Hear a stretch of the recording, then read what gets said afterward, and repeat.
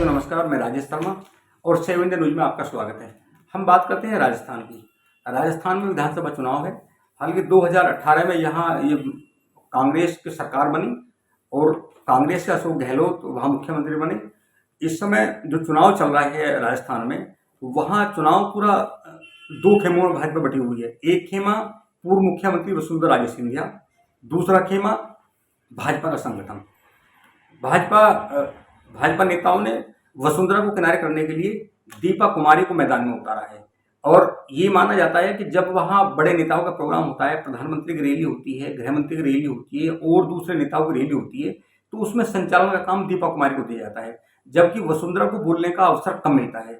एक नया बखेड़ा अब खड़ा हो गया। पहले ये बखेड़ा था कि वहाँ भाजपा लाकमान ने राजस्थान में वसुंधरा राजे सिंधिया को सीएम का चेहरा नहीं बनाया। इस बात को लेकर वसुंधरा राजे बहुत नाराज थी, लेकिन मान मनोवर का काम शुरू हुआ। अब जो 8 विधानसभा हैं, 8 विधानसभा में जो टिकट वितरण हुआ है, जो टिकट के नाम की घोषणा हुई है, उसको लेकर इस समय राजस्थान में और बवाल मचा हुआ है।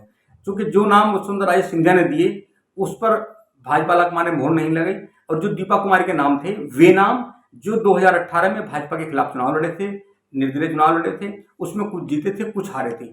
उन सीटों को लेकर जो वहाँ भाजपा के पहले से काम कर रहे हैं उन्हें टिकट नहीं दिया गया।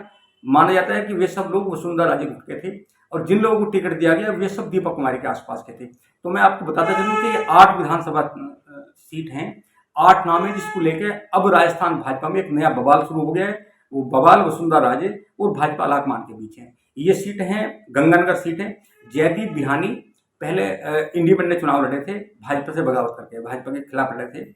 सुजानगढ़ से संतोष मेघवाल लड़े थे, नवलगढ़ से विक्रम जाखड़ लड़े थे, कोटपुतली से हंसराज पटेल चुनाव लड़े थे, बानपुर से देवी सिंह शेखावत चुनाव लड़े थे, बांदीकुई से भागचंद चुनाव लड़े थे, मांडल से उदय लाल चुनाव लड़े थे, सहांडा से लालूराम पोटले चुनाव लड़े थे। ये तमाम लोग वे लोग थे जो भाजपा से बगावत करके चुनाव लड़े थे। हालांकि उसमें 5 लोग हार गए थे, 3 लोग जीत गए थे। ये माना जाता है कि ये जिन्हें टिकट दिया है ये दीपक कुमारी गुट के हैं। जो वसुंधरा राजे गुट के, वसुंधरा राजे सिंधिया गुट के थे, उन्हें टिकट नहीं मिला। इसको लेकर 2 दिन से और बवाल शुरू हो गया है। अब चुनाव में क्या होगा, ये जो आपसी खींचतान है ये भाजपा को कहाँ लेके जाएगी, इसका फायदा भाजपा को होगा या कांग्रेस को होगा, ये तो समय बताएगा। आप लगातार देखते रहिए 7 इंडिया न्यूज। नमस्कार।